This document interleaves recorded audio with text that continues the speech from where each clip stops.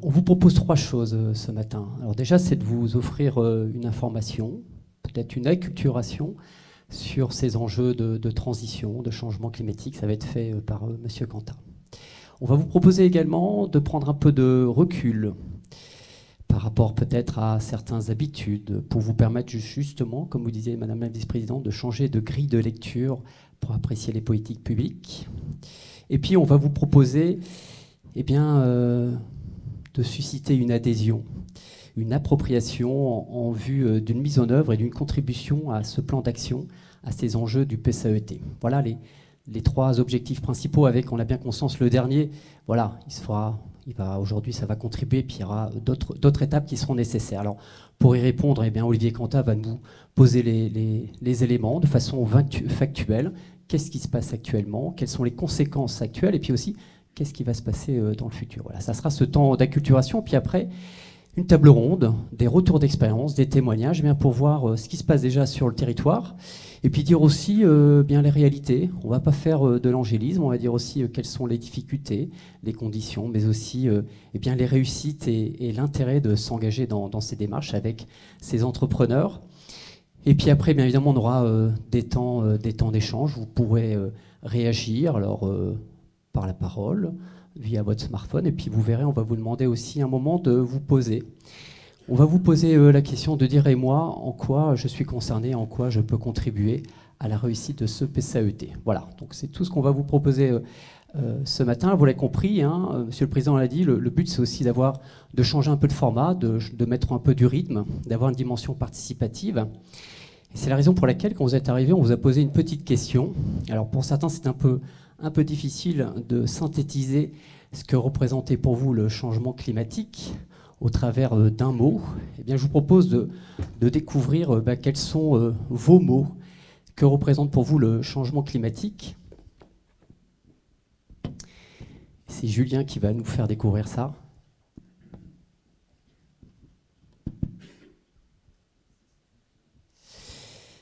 Voilà. On a l'habitude de faire de temps en temps cet exercice. Vous voyez, là, vous avez presque tous proposé un mot différent. Il y en a trois qui ressortent, mais de façon assez légère. En tout cas, l'urgence, voilà, pour vous, le changement climatique. Vous l'avez illustré au travers de l'urgence, au travers de grave, au travers aussi de petits-enfants. Alors, on aurait pu mettre un petit tiret entre petits-enfants, c'est le sens de vos expressions. Et puis après, je vous laisse découvrir tout ce que vous avez pu exprimer. Je vais en prendre quelques-uns. Difficile, mauvais mouvement, chaleur, désastre, sécurité, changement, nécessité. Il y a beaucoup de connotations assez négatives quand même par rapport à ce changement climatique au travers de ça. Et puis après, il y a aussi un peu plus d'espoir, je vais dire, quand on parle de résilience, quand on parle de nécessité, alors j'essaye d'en trouver, mais de sobriété. Bon, c'est un peu plus difficile de trouver effectivement les aspects plus positifs. En tout cas, on sent qu'à un moment, il y a une prise de conscience qu'il se passe quelque chose et qu'à un moment, il va avoir la nécessité d'une évolution de comportement par rapport à cette situation. Et ça passera peut-être par de la sobriété, ça passera peut-être par de la résilience, ça passera par des réaménagements. Et puis, ça sera vraisemblablement un bouleversement, pour reprendre aussi une expression. Voilà le petit exercice qu'on vous a proposé. On vous proposera tout à l'heure également de pouvoir interagir via ce support. Olivier Cantat, Monsieur le Président. Oui, pendant que Monsieur Cantat s'installe, vous savez qu'ici, il n'y a pas trop de langue de bois. On n'est pas dans le blabla. Je veux dire, tout ce qui va vous être présenté, ça vous concerne, ça nous concerne. Quand on voit les températures que nous avons en octobre, quand chaque jour sur la planète, mais même en France, on a des phénomènes climatiques dramatiques et tout, ça n'est pas pour les autres, c'est pour nous. Et ce que Monsieur Cantat va vous montrer, vous allez être très vite concerné. Donc ce que je veux dire, c'est que voilà, c'est pas une grand-messe ce matin. En tout cas, moi je ne sais pas dire la messe. On est dans la vraie vie. Donc la vraie vie, c'est ça.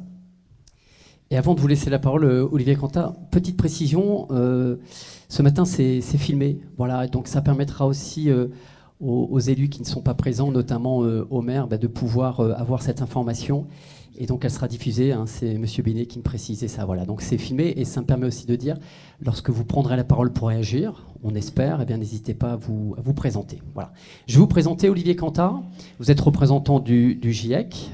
Voilà. Donc le GIEC, on va tout de même préciser que c'est le groupe d'experts intergouvernemental sur l'évolution du climat. Vous êtes également universitaire, enseignant-chercheur, et puis vous êtes aussi président de la commission changement climatique et territoire du Centre national français de géographie. Voilà. Donc ça veut dire que tout de même, c'est votre métier, et puis vous avez aussi des engagements, et donc vous allez nous apporter des éléments factuels sur la réalité de ce changement climatique, et puis aussi ce qui se passe actuellement, mais aussi ce qui va se passer vraisemblablement, alors je mets vraisemblablement, c'est pas anodin, dans les années à venir. Merci beaucoup, donc, Monsieur le Président, Madame la Présidente. Donc, je m'inscris dans la continuité de vos discours. Je pense qu'on est sur la même longueur d'onde et qu'effectivement, le sondage qui a eu lieu juste avant, donc, sur les mots-clés, il y a un mot qui revient qui est urgence. Et c'est vrai que c'est très important pour moi de voir que maintenant, l'élément clé, c'est l'urgence. Et on va donc essayer, dans le cadre de 25 minutes, je vais essayer de galoper un petit peu, mais puisqu'il y a urgence, ça va bien aller, de vous présenter un peu quels sont les enjeux liés au changement climatique. Et on va essayer de décliner ça de l'échelle, si vous voulez, globale, qui nous concerne tous, jusqu'à l'échelle du PCAET, donc Lisieux-Normandie. Donc là, je vous ai mis une seule slide avec un petit peu de texte. Le reste sera beaucoup plus illustré. Et pour rappeler un petit peu au niveau international, puisqu'on parlait du GIEC, le GIEC intergouvernemental, moi je suis expert auprès du GIEC, mais normand. C'est-à-dire, le I, ça n'est plus intergouvernemental, mais c'est interdisciplinaire. C'est juste un petit point pour qu'on voit bien le positionnement régional ici. Donc là, j'ai choisi tout simplement de reprendre des conclusions d'un rapport très récent qui date de mars 2023, qui découle du 6e rapport du GIEC, où il était dit, comme vous le voyez, que les pertes et les dommages causés par le réchauffement climatique d'origine anthropique, donc, est sur les personnes et sur les écosystèmes, et ceci dans toutes les régions donc, de la planète. Alors pour aller dans le sens de l'urgence, j'ai repris des mots-clés que j'ai mis en gras en dessous, puisque l'idée c'est de limiter le réchauffement planétaire, je parle bien, au niveau de 1,5 degré, et que pour cela, on verra en conclusion, je rebondirai là-dessus, il faut, je cite, une réduction drastique, rapide et durable des émissions de gaz à effet de serre.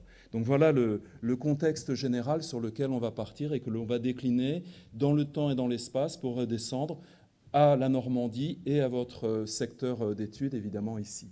Donc, pour l'objet de la communication, donc, je viens de le rappeler, donc là, on va être, si vous voulez, en amont du plan d'action proposé par vos services au niveau du PCAET. Moi, je suis dans le diagnostic climatique puisque je suis climatologue. Pour le reste, c'est un travail à part entière dont vous êtes évidemment là les auteurs.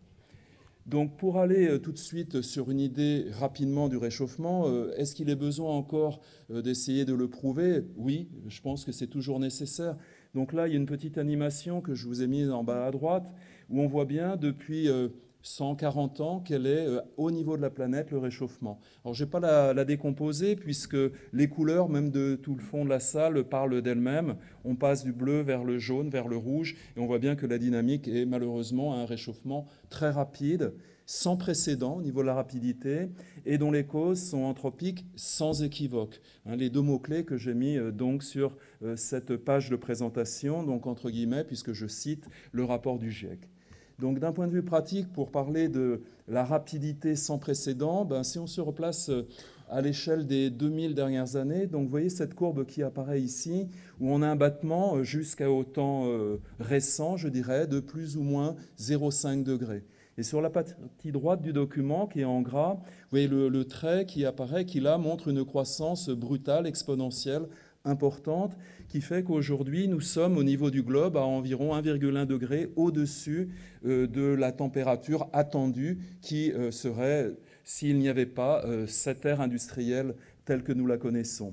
Alors pourquoi mettre cette valeur avec un trait rouge? C'est parce que vous voyez qu'on se rapproche d'une limite qui est le petit pointillé au-dessus, qui représente la valeur de 1,5 degré, qu'il ne faut pas atteindre, puisque au-delà de ça, on sait que les changements seront à la limite très difficiles à maîtriser et en partie inconnus. Donc vous voyez qu'on en est assez proche quand nous voyons ce genre de document-là. Alors l'explication de tout ça sur le deuxième mot-clé, sur l'origine donc anthropique qui est sans équivoque, eh bien j'ai remis également ici une courbe à gauche, tirée donc de diverses sources. Les documents sont, j'ai mis en dessous si vous voulez ensuite consulter les originaux. Donc vous voyez ici l'évolution des gaz à effet de serre de 1700 à 2020. Et vous voyez encore une fois qu'on a une courbe qui n'est pas sans rappeler la courbe des températures qu'on voyait sur un temps plus long, avec une croissance également exponentielle depuis l'ère industrielle, et notamment depuis l'après-guerre, ici, cette valeur qui va monter de 300 parties par million à plus de 500 parties par million. Mais là, je ne vais pas vous abreuver de chiffres, on va essayer d'être dans le concret, et s'il y a des questions, évidemment, on pourra y répondre un peu plus précisément.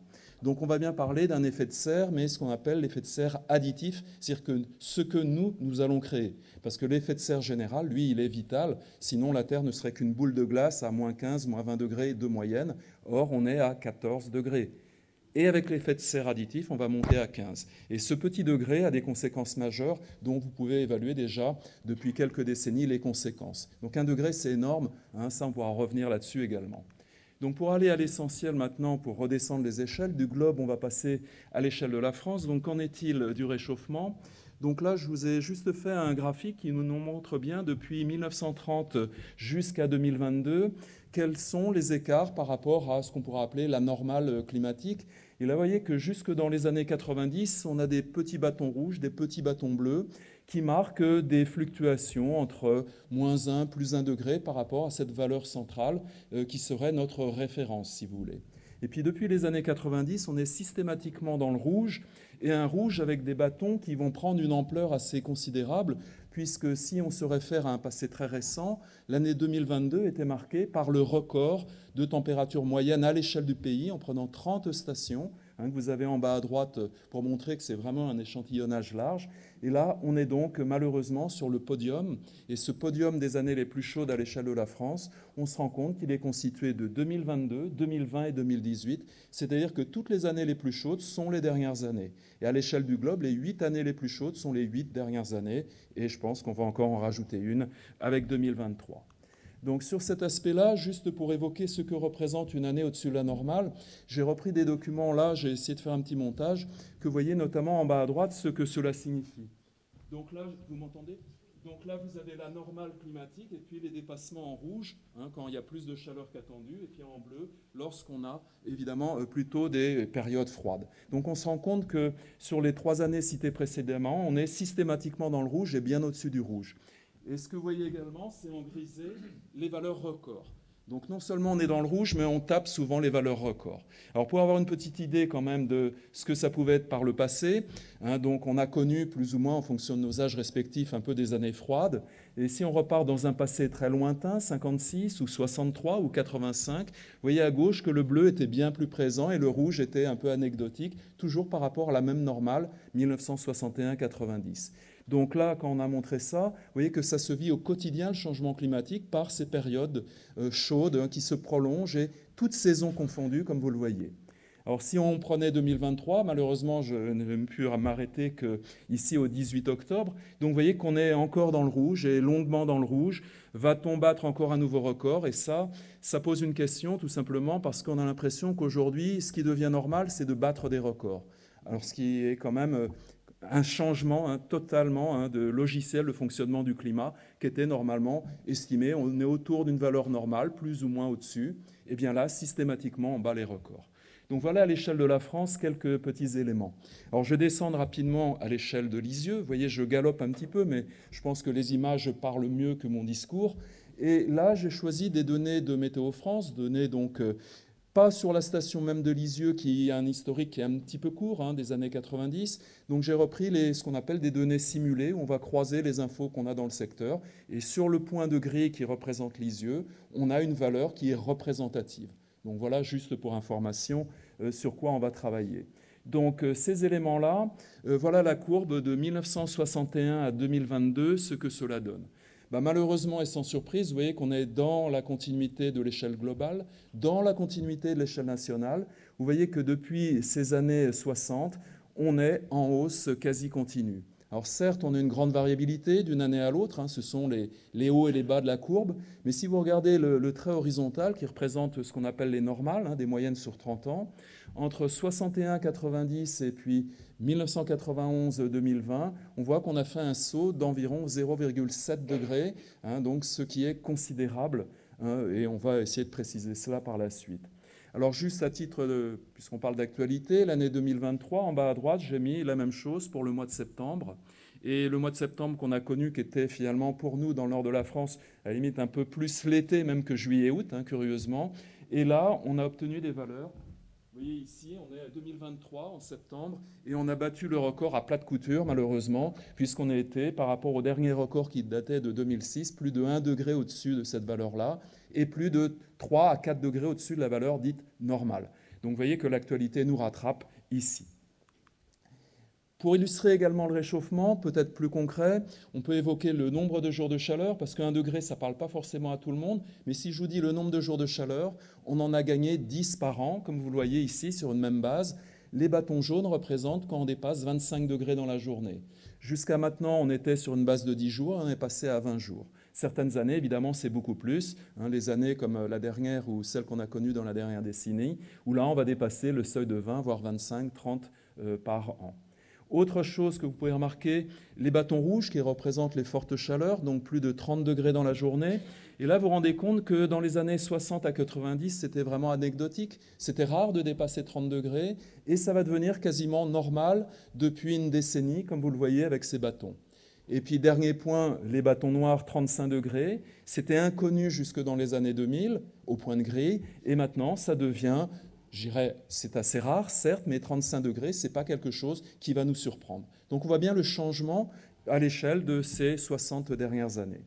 Donc voilà pour les aspects de mesures, je dirais, actuelles, pour bien nous convaincre qu'on est déjà dans le changement climatique et de façon marquée.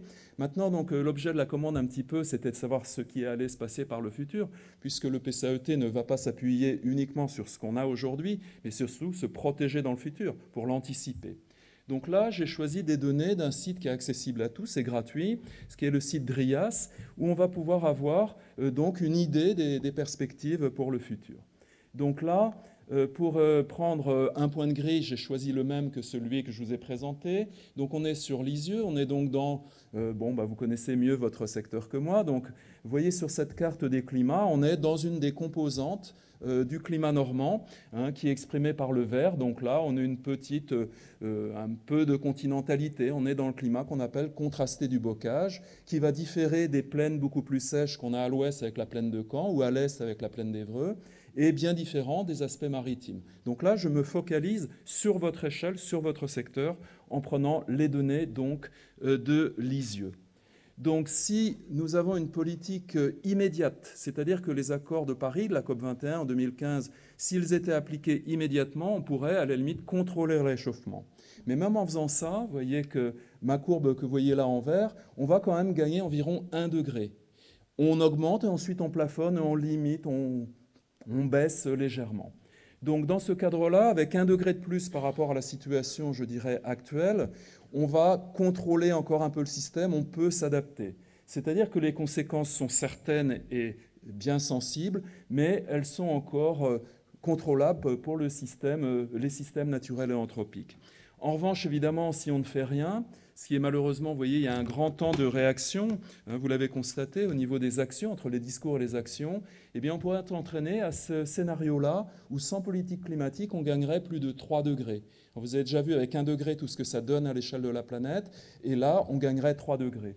Dans ce cas-là, changement très important, probablement irréversible et même inconnu pour l'essentiel aujourd'hui. Je pense qu'on peut en reparler également plus tard. Donc ces courbes, je pense, sont quand même révélatrices. Et ce que vous avez dit tout à l'heure est intéressant, se projeter à 50 ans, et c'est rare par rapport notamment à des élus ou des responsables d'entendre une projection aussi longue. Souvent, on est dans le terme plutôt des mandats, 5, 10, 15 ans. Mais 50 ans, vous êtes, je dirais, sur la bonne dimension. C'est à ce niveau-là, puisque vous constatez que si on se projetait qu'à 10 ou 20 ans, eh bien qu'on fasse quelque chose aujourd'hui ou non, la courbe, elle monte un peu de la même façon. En fait, les efforts d'aujourd'hui, on va s'en rendre compte réellement qu'à partir des années 2040, où là, on va plafonner, alors que si on ne fait rien, finalement, on garde un peu la même trajectoire quand vous voyez les courbes, sauf qu'après, on va monter et là, on perd totalement la main. Donc ça, c'est très important d'avoir ça en tête, hein, c'est que les actions d'aujourd'hui sont déterminantes pour un futur moyen, mais si on ne les entreprend pas, vous voyez un peu ce qui risque de nous arriver.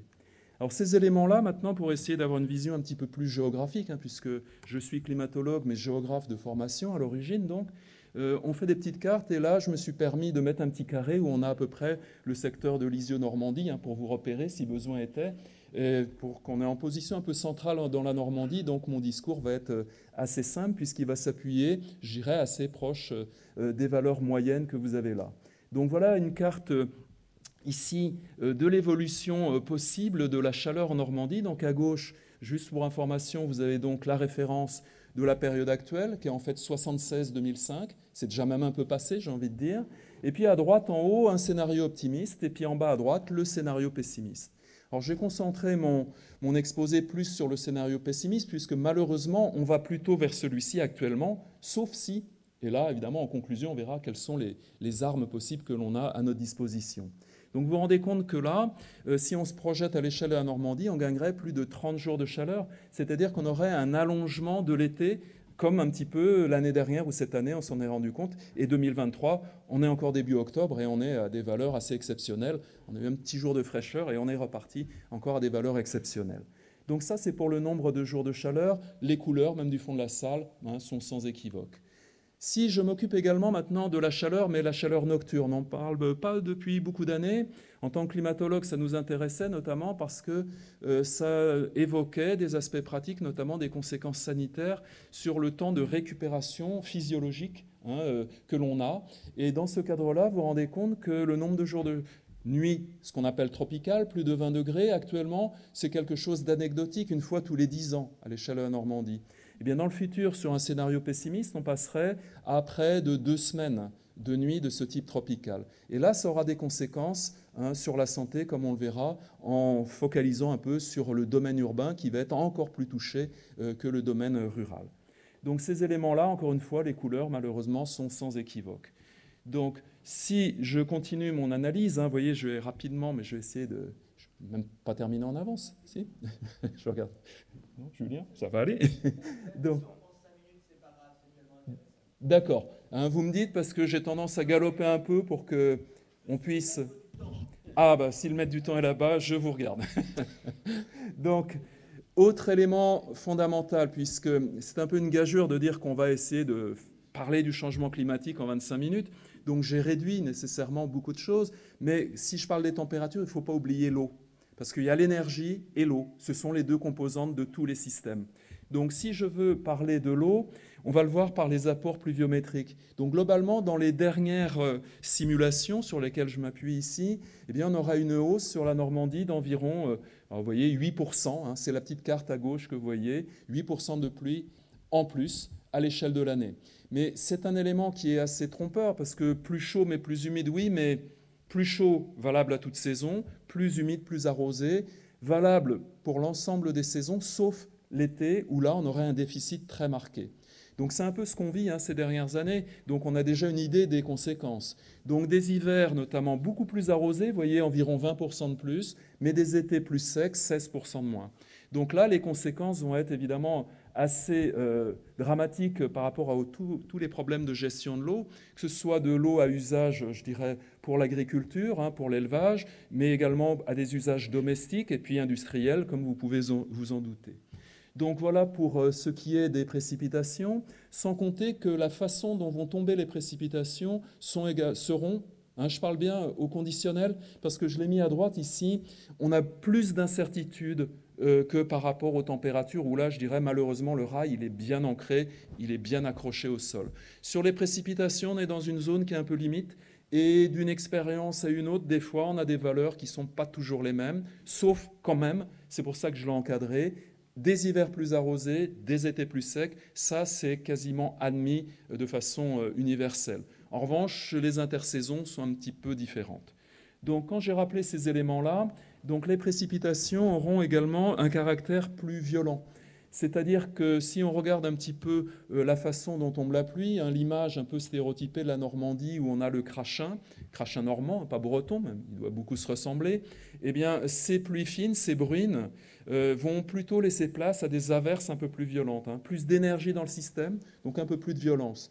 Alors, où est finalement le problème? C'est que quand vous avez des pluies plus violentes, eh bien, comment va être, vous avez parlé de cycle de l'eau tout à l'heure, de tous ces éléments-là, eh bien là, on se doute bien que des pluies plus violentes vont entraîner plus ici d'inondations, de ruissellement, d'érosion des sols, et même plus de problèmes sur la qualité des eaux, hein, comme on peut connaître plutôt chez nos voisins de Haute-Normandie, hein, quand il y a des grosses averses, des gros orages. Donc on voit bien qu'au niveau de l'eau, la façon dont elle tombe sera également un élément à prendre en compte, au-delà de la quantité et de la saisonnalité, hein, des précipitations, donc plus érosives, notamment ici.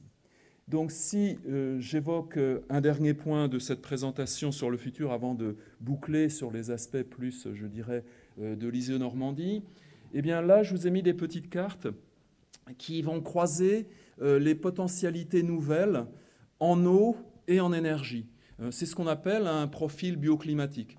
C'est-à-dire que sur la saison qu'on va appeler végétative, hein, en gros, quand il fait plus de 7 degrés, la végétation redémarre. Alors, ça dépend un peu des plantes, on est d'accord. Hein. J'ai des personnes qui connaissent peut-être très bien le sujet. Eh bien, on va estimer que il y a de la chaleur, oui, mais il faut de l'eau. Et quand on croise les deux, on obtient un indice. Et cet indice va nous permettre de caractériser des profils de sec jusqu'à hyper humide. Donc l'échelle des couleurs, j'espère que je l'ai traduite de façon assez expressive. Plus on va vers le vert foncé, plus on est dans le domaine humide, hyper humide, et plus on est dans le jaune orangé, plus on est vers le sec. Donc à gauche, c'est la situation actuelle, et vous voyez les mois de janvier, février, mars, et on va dérouler jusqu'en bas à droite, jusqu'au mois de décembre. Donc vous vous rendez compte que sur la période de référence, évidemment, il y a toute une période de repos. Alors imaginons que si on parle plus d'élevage ici, au niveau de la pousse de l'herbe par exemple, eh bien là, une longue période de repos, puis un démarrage au printemps qui va se prolonger, et ça dépend évidemment des secteurs normands, jusqu'au mois d'octobre, voire novembre, ici. Ça, c'est la situation actuelle avec un léger assèchement quand même en été que vous connaissez bien, quand vous voyez les prairies jaunir un petit peu et beaucoup plus jaunir quand on est dans des années un petit peu plus marquées. Ça, c'est la situation actuelle sur laquelle finalement on a fondé toute notre économie régionale. Si je regarde à droite, c'est la projection pessimiste à l'horizon 2100. Et là, vous voyez que les couleurs ont changé, la durée a changé. C'est-à-dire que vous voyez que la saison végétative, ou la saison de pousse, pour parler simplement, va être beaucoup plus longue, mais on aura des contraintes estivales qui vont être beaucoup plus marquées. Donc ça veut dire qu'on va commencer plus tôt la saison, mais il y aura un temps d'arrêt durant l'été probable, ce qui va poser des problèmes, on se doute, notamment sur l'alimentation, hein, pour le bétail notamment, comme je vais en reparler juste après. Donc ces cartes-là, je pense, sont assez significatives, un peu des changements quand même fondamentaux qui vont se dérouler si, encore une fois, il n'y a pas d'action à l'échelle internationale, nationale et également régionale et locale, hein, puisque tout le monde est concerné. Alors pour en arriver justement sur un dernier point, sur les conséquences possibles sur la région de Lisieux, je vais m'appuyer sur les mêmes données, mais essayer d'être un tout petit peu plus technique et un petit peu plus appliqué ici. Donc là, j'ai tracé ce qu'on appelle, un petit calcul, de ce qu'on appelle un bilan hydrique. Donc vous avez une courbe, alors je ne sais pas s'il y a un marqueur, un pointeur, non? Bon, je ne sais pas si ça marche. Bon, je vais vous montrer. Donc vous avez la courbe rouge qui représente ce qu'on appelle la demande en eau, l'évapotranspiration. Et puis vous avez la courbe en bleu qui représente l'apport en eau. Donc en gros, c'est un peu comme l'économie, c'est la loi du marché. Il y a l'offre et la demande. Donc quand on fait un bilan d'eau, évidemment, il y a un élément pondérateur, comme les réserves qu'on a, nous, dans nos portefeuilles, c'est le sol qui va pouvoir garder l'eau. Donc ce que vous voyez à gauche, c'est un petit peu la situation actuelle. Donc vous vous rendez compte que la pluviométrie est actuellement assez bien répartie tout au long de l'année, alors que nous avons une demande évaporatoire, hein, beaucoup liée à la température, hein, et au rayonnement solaire, qui, elle, a une courbe assez classique, une demande beaucoup plus importante en été. Donc ça va déterminer quoi? On va focaliser juste sur la petite plage jaune qui représente ce qu'on appelle le déficit hydrique. Donc ce déficit, en dessous il y a des petits traits verts, c'est la sollicitation de la réserve du sol, mais on voit quand même qu'on a un déficit dans la région de Lisieux, systématique, et ça c'est une situation normale à laquelle les plantes se sont adaptées. Bon, ce n'est pas une grosse sécheresse, on n'est pas en milieu méditerranéen, on est bien d'accord. Si je me projette dans le futur, on a vu tout à l'heure, il allait faire nettement plus chaud. C'est-à-dire que la demande évaporatoire va être nettement plus forte. Quand il fait plus chaud, on a plus soif. On est comme les plantes, on fonctionne pareil à ce niveau-là. Ce que l'on sait également, c'est que les précipitations seront peut-être plus abondantes en hiver, notamment, et beaucoup moins en été. Ce qui fait qu'entre la courbe rouge et la courbe bleue, l'écart va être bien plus important. La quantité, vous voyez, en vert, qui est la réserve du sol, elle est la même. Le sol ne va pas changer fondamentalement. On va dire on a 100 mm de réserve dans les deux cas.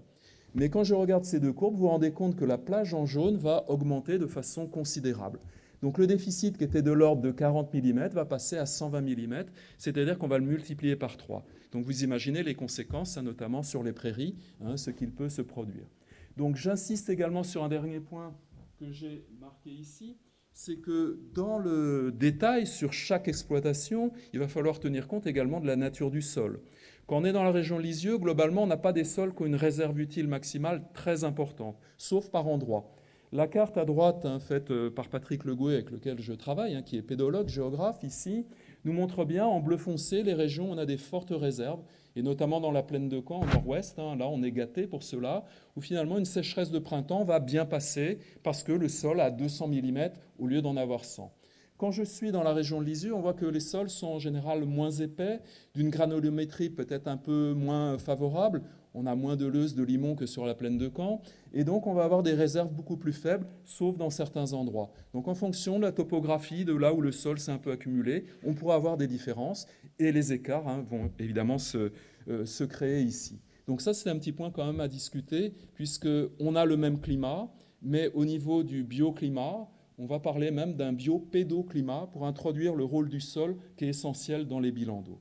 Alors le petit point technique, je ne vais pas le prolonger. Les conséquences, vous les avez comprises bien évidemment, c'est que pour l'élevage essentiellement, qui nous concerne sur le secteur, eh bien, les fortes chaleurs, c'est un stress pour l'animal. S'il y en a qui ont évidemment là des troupeaux, les vaches vont produire moins de lait, etc. Et puis surtout, il va y avoir un manque de fourrage important pour les raisons évoquées. Donc il y a bien le lien entre également, vous voyez, l'agriculture aussi, que je ne vais pas évoquer là parce qu'on n'a pas le temps, mais sur l'agriculture et une modification considérable de tous les cycles naturels qui vont entraîner évidemment des problèmes d'échaudage, des problèmes de stress hydrique. Et puis également, un point auquel on ne pense pas des fois, le manque de froid qui est préjudiciable à ce qu'on appelle la vernalisation, mais aussi l'élimination peut-être de parasites et autres. Donc tout ceci doit être pris en compte de façon globale. Donc voilà un petit peu sur en quelque sorte une approche sur l'augmentation des risques pour l'élevage avec ces étés donc plus chauds et plus secs qui vont poser problème. Alors un dernier point que je voulais évoquer, qui là, alors j'ai mis une image, c'est pas Lisieux, vous l'avez reconnu, bien entendu, là c'est Caen. Pourquoi ? Parce qu'il y a également, lorsqu'on parle du futur, il y a une attention qui est faite évidemment sur tous les écosystèmes, mais également ce qu'on appelle les géosystèmes. Et puis on va replacer l'homme dans son contexte qui est vers une urbanisation plus dense. On a parlé tout à l'heure du ZAN, zéro artificialisation nette, c'est difficile à dire. Et donc là, ça veut dire quoi ? Ça veut dire que les gens vont être regroupés dans les villes. Quand on regroupe les gens en ville, évidemment, ça va générer des milieux artificiels avec beaucoup de béton, de goudron, de surface verticale, de matériaux qui absorbent l'énergie du soleil de façon différente des milieux naturels. Et ça va générer ce qu'on appelle des îlots de chaleur. Alors tout à l'heure, on le verra tout de suite après, ces îlots de chaleur au cœur des villes, évidemment, ils sont bien présents, mais quand on évoque les îlots de chaleur, souvent on pense Paris, Toulouse, Lyon, Marseille, mais c'est également vrai dans les agglomérations moyennes comme Caen, mais certainement vrai à Lisieux aussi, bien entendu, sauf que là, je n'ai pas installé un réseau de mesure. Donc là, vous voyez cette image, vous voyez Caen avec la partie urbaine de la reconstruction assez caractéristique, et puis à droite, la prairie qui est une enclave verte au milieu qui rentre dans la ville, et vous allez voir les différences que ça peut occasionner. Donc ces éléments-là, pourquoi en parler ? Parce que je leur ai mis quand même que vous compreniez, puisqu'on est tous, dans les mots-clés que vous aviez proposés, il y avait développement durable, et dans le développement durable, l'objectif, c'est de vivre évidemment dans des conditions vivables, viables, et puis pérennes. Et donc là, si on veut répondre aux objectifs du développement durable, donc l'aménagement urbain va répondre donc à des contraintes d'ordre global, c'est le réchauffement climatique dont je vous ai parlé, mais un réchauffement global, deuxième point, qui se décline dans un cadre local urbain qui va accentuer les problèmes. Donc c'est pour ça qu'on s'intéresse depuis notamment quelques années beaucoup à la climatologie urbaine. Alors à titre personnel, j'ai fait une thèse il y a plus de 30 ans là-dessus sur Paris. À l'époque, personne n'en parlait quasiment. Aujourd'hui, tout le monde parle de son îlot de chaleur, etc. et des conséquences. Donc je vais vous montrer ce que ça donne au niveau de Caen. Donc au niveau de Caen, quand j'ai monté donc, mon réseau d'observation, j'ai pris une station centrale là et puis une station de la prairie, hein, celle que vous avez vue par rapport à l'image. Et vous voyez ici que c'est une réalité, cet îlot de chaleur. La ligne horizontale en grisé 0 degré, c'est la valeur qu'on a sur la prairie, qu'on pourrait considérer comme la normale, en dehors d'un espace urbain, la référence si vous voulez. Donc là, vous voyez que les petits bâtons que l'on a, c'est les températures toutes les 10 minutes depuis 1 an et demi. Et vous vous rendez compte que systématiquement, on a un excédent, mais il est très variable quand même. Et surtout, ce que l'on remarque, c'est l'été dernier, enfin pas celui-ci, mais celui d'avant, 2022, on a atteint des valeurs qui excédaient par moment 6 degrés. Et ces valeurs très importantes, on les observe de nuit. Et de nuit, quand on dépasse des valeurs supérieures à 20 degrés, on a parlé des conséquences sanitaires. Et ça, je vais vous l'exprimer par un dernier graphique là, qui me semble assez révélateur. Là, on est sur la journée de canicule extrême l'an dernier. Je crois qu'il a fait 40 degrés à Lisieux, il y a eu 40 degrés à Caen. Dans mon réseau d'observation, on était entre 38 et 40 degrés. Et donc là, c'est ce que vous voyez sur la partie gauche. La courbe rouge, c'est en cœur de ville. Et puis la courbe verte, c'est à la campagne. Donc dans la journée, l'écart n'est pas très important, mais ça, c'est assez classique. Hein, il y a une inertie de la ville qui fait aussi que ça met plus de temps à chauffer. Hein. Mais quand c'est chaud, ça reste longtemps chaud et ça a du mal à descendre. Et ce que vous voyez dans la courbe, le petit trait vertical, c'est le coucher du soleil.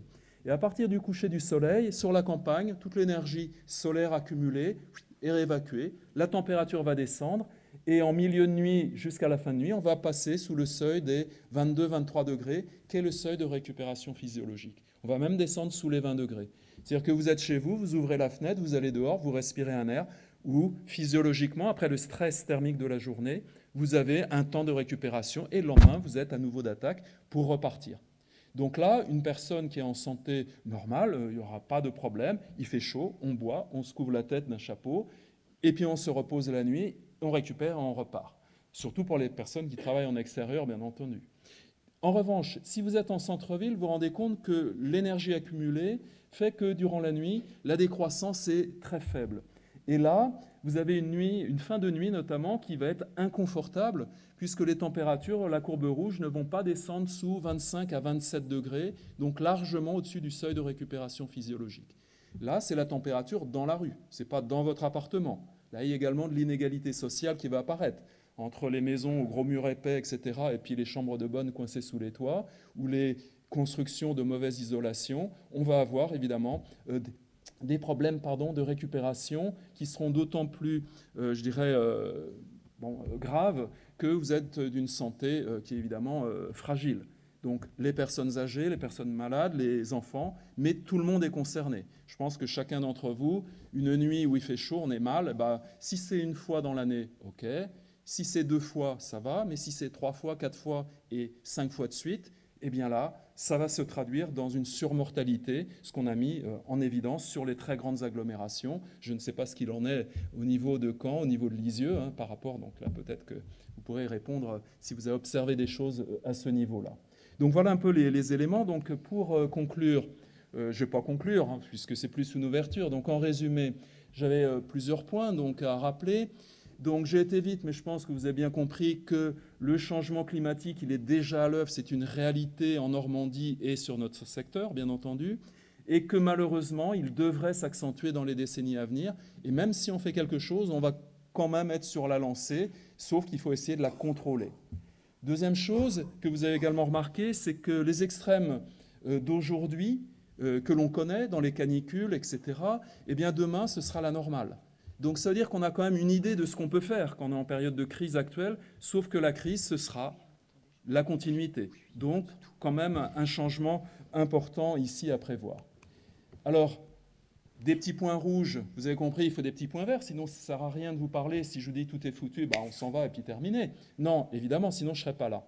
Donc là, un point vert, pourquoi? Parce que quand on regarde le dernier rapport du GIEC international, depuis 2018, il y a quand même eu de très nombreuses études qui ont été faites qui nous ont montré que tout n'était pas perdu et qu'il était donc encore possible de limiter le réchauffement sous ce seuil, au début des 2 degrés, qu'on a redescendu à 1,5 degré, qui est vraiment la barrière à ne pas franchir. Alors dans le rapport de synthèse du GIEC, là, le dernier, donc je reprends la citation, « Agir sans attendre pour le climat, la clé d'un avenir vivable ». Et donc moi, cette déclinaison-là, on peut la faire évidemment à votre échelle, hein, celle de la communauté d'agglomération Lisieux-Normandie, puisque là, vous êtes engagé, et puis là, je vais écouter avec intérêt évidemment tout ce que vous proposez par la suite, par rapport à une stratégie qui répond donc aux grands enjeux que vous aviez identifiés donc, par un diagnostic, hein, bien entendu, et puis en aval de ça, qu'est-ce que l'on fait? Comment on va essayer d'atténuer, puis également de s'adapter, d'adapter le territoire aux conséquences de ce changement climatique. Or, les pistes, vous les connaissez bien, donc je ne vais pas les développer, puisque j'imagine qu'ensuite vous en parlerez.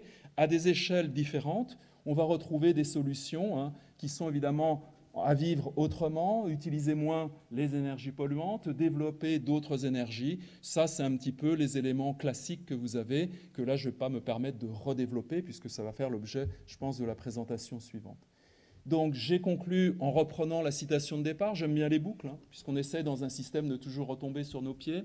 Donc, sur cette conclusion qui est quand même très forte, hein, il faut donc une réduction drastique, rapide et durable des émissions de gaz à effet de serre. Voilà l'idée générale, évidemment, les directions que l'on doit suivre. Donc, je vous remercie beaucoup. J'ai été dans le temps. Merci. Ça va ? J'ai été très attentif aux mots que vous avez utilisés. Le poids des mots a tout de même du sens. Vous avez parlé de l'anecdotique, du rare au normal. Vous avez parlé de l'inconnu à moins de surprise. Vous avez parlé du contrôlable à l'irréversible, à l'inconnu. C'est sans équivoque, parfois quelques incertitudes, vous l'avez dit, avec ses conséquences, mais tout n'est pas foutu, vous l'avez dit. Il y a encore des possibilités d'infléchir l'évolution. Alors pour y arriver, vous l'avez évoqué, il va falloir anticiper, il va falloir se projeter. Vous avez parlé un petit peu d'adaptation. Voilà, un peu résumé finalement les différentes étapes. En tout cas, vous avez souvent utilisé des superlatifs voilà, par rapport à cette situation. Ça permet de faire une petite transition et puis surtout de pouvoir vous faire réagir. Alors, je vous ai vu vraiment très attentif de façon collégiale par rapport à ce que vous avez dit. Donc, vous avez su capter l'attention de l'auditoire. On imagine que ça vous fait réagir. Vous avez peut-être des questions. Eh bien, on vous propose de prendre la parole. Vous avez un petit micro et n'hésitez pas, si vous souhaitez prendre la parole, c'est Carole qui va faire circuler. À bien évidemment préciser qui vous êtes pour la vidéo. Monsieur le Président. Ouais, je suis aussi bluffé et inquiet en vous écoutant que vos collègues que j'ai entendus dans d'autres enceintes. Même si nous ne sommes pas un territoire côtier, j'aimerais que vous puissiez, même si peut-être que vous n'avez pas la cartographie qui va bien, mais nous parler du retrait de côte et des conséquences du montée du niveau de la mer avec des échéances qui ne sont pas si lointaines et des conséquences sur des territoires comme le nôtre qui sont totalement connectés à travers au moins 2 fleuves et c'est pas chez les autres, c'est chez nous. Donc voilà, j'aimerais aussi avoir un peu votre analyse de ça, s'il vous plaît. Oui, donc là, volontairement, j'avais supprimé la dimension côtière puisque le territoire Lisieux-Normandie n'était pas concerné, sauf que, comme vous le dites, on est relié à la mer hein, par deux grands cours d'eau, même des fleuves, puisqu'ils aboutissent à la Manche. Et dans ce cadre-là, j'avais éventuellement des diapos à présenter, mais là, je ne vais pas aller rechercher mon disque dur, mais l'idée générale, c'est qu'actuellement, donc, on a une élévation depuis le début du siècle qui est de l'ordre de 20 cm. Alors 20 cm, vous allez dire, c'est pas grand-chose, mais quand vous avez les pieds dedans, vous savez, sur des territoires qui sont très plans, de combien ça peut avancer. Donc 20 cm, c'est actuellement ce qu'on observe, avec une accélération sur les dernières décennies, où on a une courbe qui est également, je ne vais pas dire exponentielle, mais qui est fortement croissante. Donc les conséquences, évidemment, pour le futur, c'est qu'avec le réchauffement global, puisque là, on va changer un peu d'échelle, c'est-à-dire qu'on va passer à, finalement, plus 2, plus 3, plus 4 degrés. C'est-à-dire que les glaces continentales, celles qu'on a notamment sur nos glaciers donc dans les Alpes ou partout dans le monde, et surtout sur le Groenland et l'Antarctique, ces glaces-là, actuellement, elles sont retenues dans le système. Hein, on parlait de cycle de l'eau. Et si elles fondent, elles vont retourner à la mer. Et donc, il est probable que d'ici la fin du siècle, sur les dernières perspectives, on augmente d'1 mètre. Alors ça, c'est la perspective admise aujourd'hui. Et en off, on a l'impression que c'est même plus d'1 mètre qui risque de nous arriver, et largement plus d'1 mètre. Pourquoi ? Parce que les effets de seuil dont je vous ai parlé pourraient libérer des glaces, notamment les glaces de l'Antarctique. De l'autre côté de la Terre, on va être impacté par ce qui se passe en Antarctique, tout simplement parce que cet énorme continent qui fait, c'est quoi, 30 fois la France en surface, couverte d'une calotte glaciaire, jusqu'à maintenant, ces glaces continentales étaient bloquées sur le continent. Et à cause du réchauffement des océans et des courants marins, eh bien, tout le pourtour de l'Antarctique, où il y a la banquise, que vous connaissez bien, la banquise allait faire en quelque sorte des plateformes qui bloquaient ce qu'on appelle le vélage des glaciers, et ça empêchait les glaciers continentaux d'aller en mer. Donc l'eau de l'Antarctique restait sur l'Antarctique. Mais là, avec les courants, ces barrières de glace océanique s'ouvrent, et ça va libérer finalement le passage des glaces continentales. Et donc on peut parler là... Si dans le Groenland, évidemment, il y a également la même chose, et là, il n'y a pas de barrière de glace, malheureusement, eh bien, on pourrait monter de 2-3 mètres. Et quand on regarde un peu la carte, on voit bien les problèmes que ça pose. Alors, pour revenir à votre question plus pragmatique sur l'aspect régional ici, tous les estuaires sont concernés également. Parce que la montée de l'eau, elle va se retrouver dedans. Et si on cumule une montée de l'eau avec une période pluvieuse, eh bien, c'est le débouché naturel des eaux qui va être gêné. Et donc les inondations dans les basses vallées vont remonter les basses vallées de cette façon-là.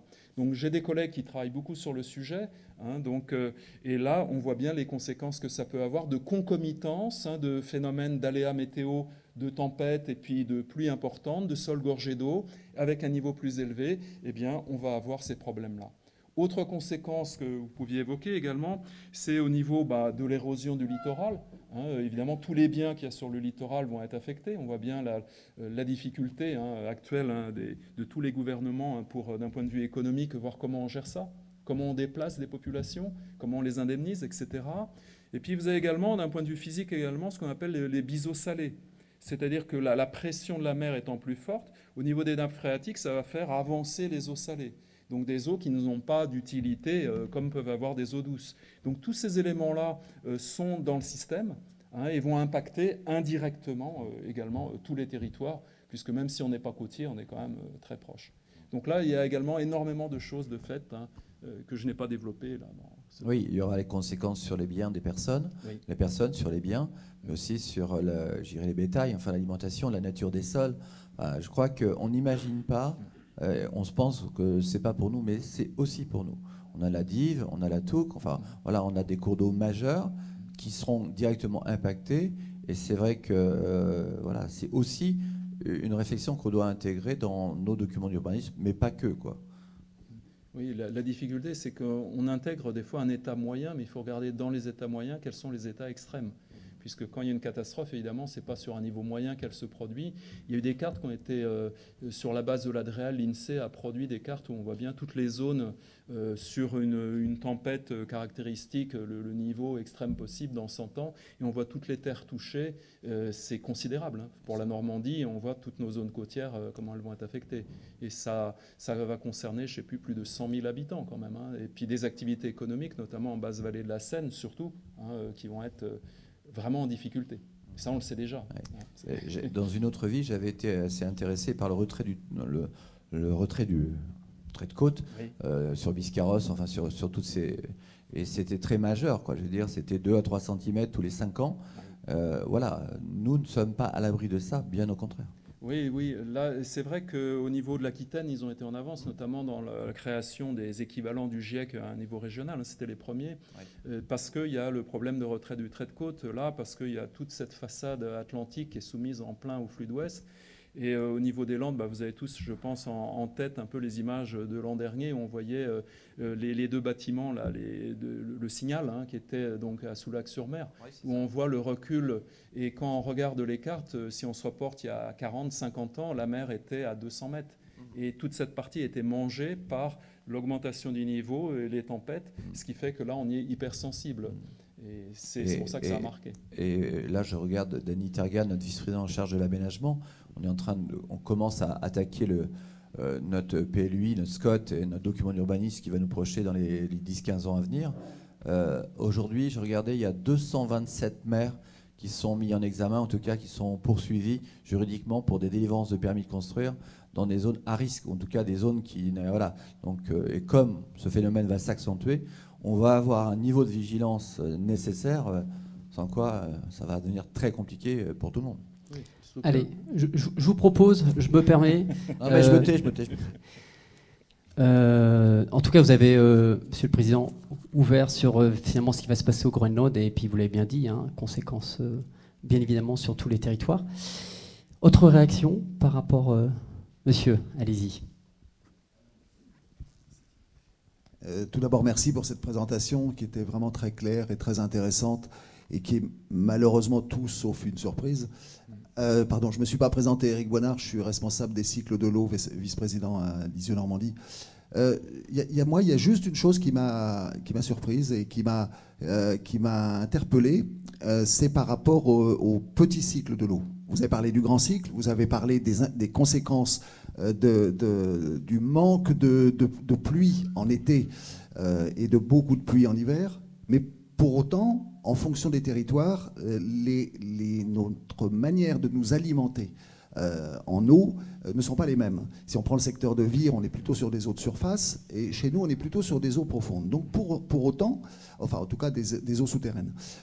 Donc du coup, ce que vous avez annoncé, je mets plein de guillemets, hein, est presque une bonne nouvelle. C'est-à-dire plus d'eau en hiver, c'est au moment où on recharge les nappes phréatiques. Et moins d'eau en été, bon ça on le sait, et malheureusement, et je dirais que de l'eau en été, elle n'est pas très intéressante pour nous, parce que, je parle pour nous au niveau de l'alimentation, hein, enfin au niveau de l'eau potable. Hein. Elle n'est pas très intéressante parce qu'elle est mangée par la végétation, bue par la végétation, et où elle ruisselle parce que les sols sont très secs. Donc, est-ce que vous pouvez aller un peu plus loin sur ce niveau-là? Parce que, oui, pour le coup, moi, je n'étais pas à Rennes, j'étais pas à Orléans, Monsieur le Président, j'étais à Bordeaux, vous le savez, sur un sujet qui était très environnemental, mais c'était exclusivement l'eau. Et on parle, dans les années 50, d'une baisse des nappes phréatiques et des réserves de près de 40%. Voilà, donc, sur le sujet quel est votre avis par rapport à ça? Le petit cycle de l'eau, voilà, de revenir là-dessus. Et fausse bonne nouvelle, point d'interrogation. Voilà. Alors, dans votre question, en fait, on va mélanger plusieurs échelles. Hein. Évidemment, vous connaissez parfaitement le sujet. Hein. Votre question, il y a déjà toutes les réponses qui sont un peu dedans. Moi, ce que je vous ai présenté, c'est ce qu'on appelle un bilan hydrique, pas un bilan hydrologique. C'est-à-dire que dans le bilan hydrique, hein, pour qu'on fasse la différence, c'est vraiment le petit cycle de l'eau dans le sens où on est sur l'interface. C'est-à-dire qu'on va prendre l'eau de pluie qui tombe, comment elle va en partie être évaporée tout de suite par les feuilles, par les sols, comment les plantes vont pomper cette eau du sol et la ramener dans l'air. Donc on est sur une boucle assez réduite. Et cette eau, ce qu'il faut penser, que de l'eau de pluie, il y en a une partie qui rentre dans le sol mais qui va continuer à s'infiltrer. Donc par percolation, elle va rejoindre les nappes, hein, ce que vous évoquiez. Et effectivement, là, on est dans le grand cycle de l'eau, c'est-à-dire le cycle global, ce qu'on va appeler un bilan hydrologique. Donc moi, je vous ai fait qu'un petit bilan hydrique d'interface par rapport à un usage direct des eaux de surface et retenu sur les premiers décimètres ou premiers mètres, dans le meilleur des cas, hein, du sol agronomique ici. Alors effectivement, dans ce que vous dites là, j'ai quand même mis par rapport au diapo qu'on avait une grande incertitude par rapport au bilan d'eau, enfin par rapport à l'apport en eau déjà. Et puis après, au niveau du bilan d'eau, il faut concevoir aussi qu'on aura un volume plus important, mais si on a 4 degrés de plus, il y a quand même une sollicitation d'eau plus importante. Donc ça va diminuer peut-être les quantités. Et puis après, pour aller dans votre sens, hein, on pourrait quand même penser que le bilan d'eau, finalement, les plus de pluie d'hiver va recharger davantage les nappes. Mais tous ces éléments-là, je pense que là, il y a encore beaucoup de pistes à creuser. Hein, j'ai des collègues qui travaillent sur ces eaux souterraines, soit à l'Adréal ou même, là, on parlait du littoral, c'est M. Costa, M. Léniel sur les aspects de l'eau, hein, au GIEC normand. Donc, ils travaillent sur ces aspects-là. Et puis, sachant ensuite ce que vous dites, la dimension géographique, c'est que chacune des nappes ont des fois des comportements très différents, ont des latences différentes. Et il y a une grande complexité, mais qui va être essentielle, puisque l'eau des nappes, hein, c'est vraiment une réserve hein, qui est à très fort enjeu. Ce que je n'ai pas développé là, hein, j'en conviens, pour rester juste sur l'interface, et notamment imaginer par rapport ici aux prairies naturelles, donc plus, sans parler de système d'irrigation, où est-ce qu'on va chercher l'eau, dans la rivière, dans les nappes, etc. Je ne suis pas rentré dans ce degré de complexité-là. Hein, ce que j'apporte, ce sont les éléments climatiques, et puis après, on a des interfaces qui sont beaucoup plus complexes que malheureusement ce que je peux présenter, quoi. Donc il y a quand même grande incertitude en tout cas sur les bilans d'eau, hein, par rapport à ces idées où le niveau des nappes va baisser. Donc le niveau des rivières évidemment aussi, etc. Merci.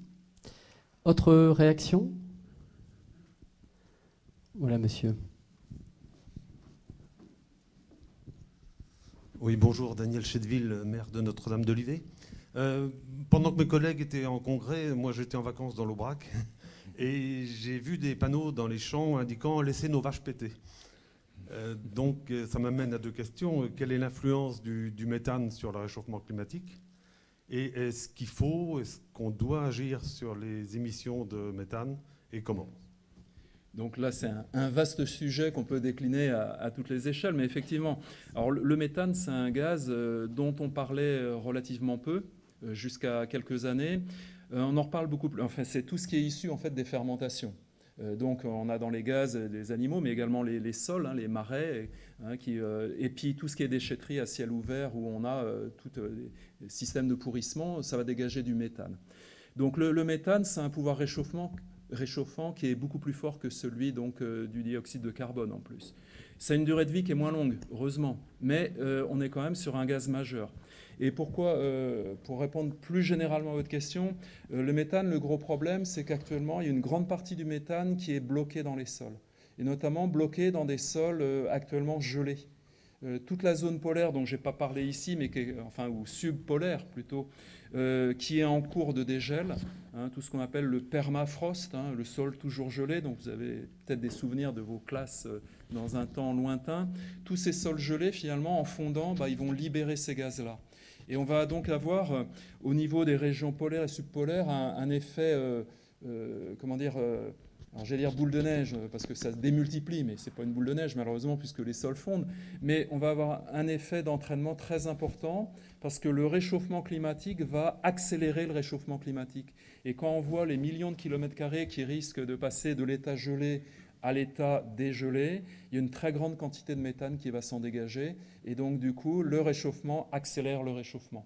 Donc là, tout ce qui peut nous faire contrôler un peu ces émissions-là, alors les vaches et les ruminants en général font partie de cela, hein, bien entendu, hein, mais quelle est la proportion? Là, je ne vais pas m'avancer sur les chiffres, je ne les ai pas en tête à l'échelle globale. Dans les rapports du GIEC, il y a toutes les valeurs, et notamment c'est régionalisé, enfin par pays, puis régionalisé, hein, par rapport à toutes ces activités-là. Monsieur.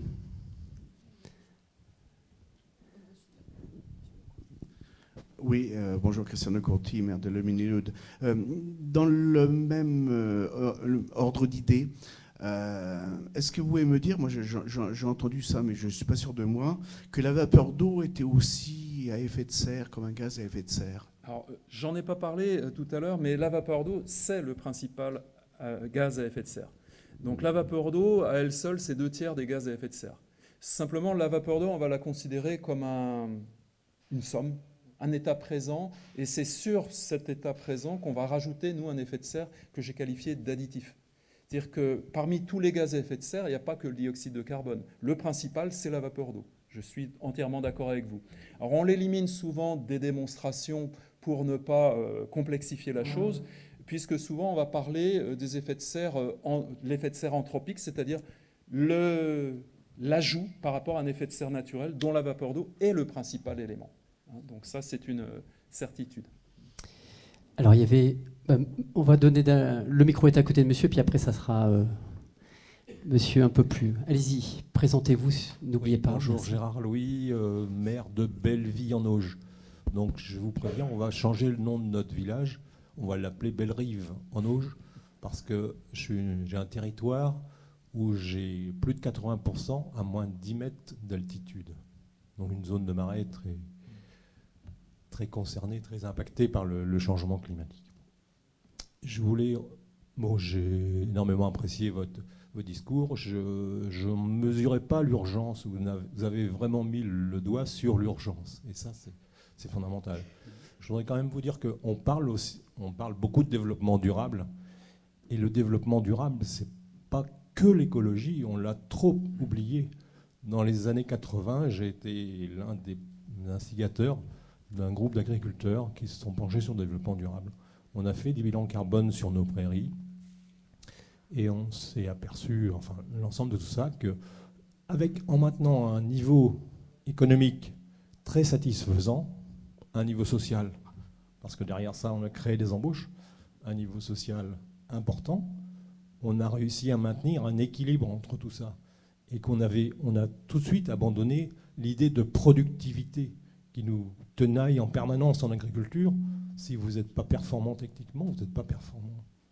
Le principal, la notion dans tout ça, c'est aussi l'économique, mais la vie des gens sur le territoire.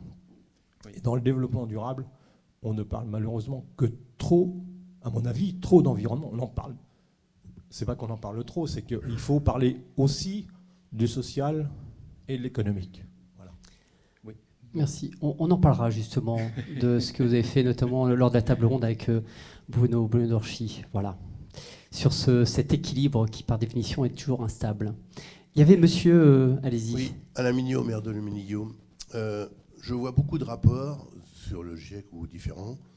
Quand vous prenez référence de 1960 à maintenant, je comprends l'exemple. Simplement, entre 1960 et maintenant, la population mondiale a multiplié par 5, par 6. Ce qui a créé entre 1960 et maintenant de l'économie qui a fallu augmenter, parce qu'il fallait bien nourrir tous ces gens-là quand même. Et je constate que ça ne s'arrête pas, ça continue, c'est normal. Donc, effectivement, l'évolution, mais l'évolution de la population n'est pas prise en compte dans aucun rapport que j'entends. Si, c'est quand même dans les rapports, c'est pris en compte. Hein. Je pense qu'il faut quand même. Ouais, mais on n'en parle pas.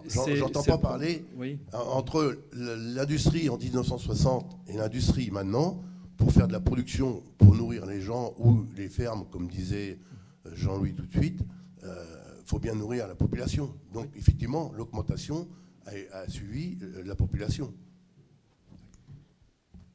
Mais on n'entend pas parler beaucoup Je me permets peut-être simplement de dire qu'il n'y a-t-il pas finalement un lien de cause à effet par rapport à l'augmentation de la population et les effets que vous constatez quand même. Oui, bien évidemment. Hein, il y a un coefficient, mais il ne faut pas penser que les régions qui se sont le plus peuplées, ce sont les régions les plus émettrices. Par personne, si on ramène la quantité de gaz à effet de serre, notamment dans tous les pays, la Chine ou l'Inde, ce ne sont pas eux. Quand on voit à l'échelle du pays, on a l'impression que ce sont des gros producteurs d'émissions, mais ramenés au nombre d'habitants, ce n'est pas eux qui vont le plus jouer. C'est plus au niveau de l'industrie. Donc là, au niveau pour rejoindre un peu l'observation de tout à l'heure, là, on est vraiment dans les problèmes d'interprétation, puis les inégalités sociales à essayer de mettre en avant. Il faudrait beaucoup de temps, je pense, pour développer ça, alors peut-être après dans les discussions, mais je comprends ce que vous voulez dire, mais il ne faut pas avoir dans l'idée que c'est parce qu'on a multiplié par 3, 4, que ce sont les pays où cette population a augmenté en flèche qui sont responsables quand on ramène à l'échelle des comportements, même en Europe occidentale, mais surtout en Australie, au Canada, aux États-Unis, ramener à l'habitant, les émissions sont 20 fois plus importantes. Hein. Donc il faut voir que l'empreinte, en quelque sorte, de ces populations supplémentaires en milliards, ce n'est pas les populations qui sont elles-mêmes les plus génératrices du problème. Donc c'est vrai que si on fait juste un rapport de cause à effet, c'est un peu facile, et puis ça vise du doigt des personnes qui ne sont pas forcément les principales responsables. Allez, je ne vois plus de mains se lever. Eh bien, écoutez, je vais vous proposer qu'on puisse continuer dans cette dynamique. Voilà, il y a une dynamique, il y a un intérêt. Alors, Olivier Cantat, vous allez rester avec nous, bien évidemment.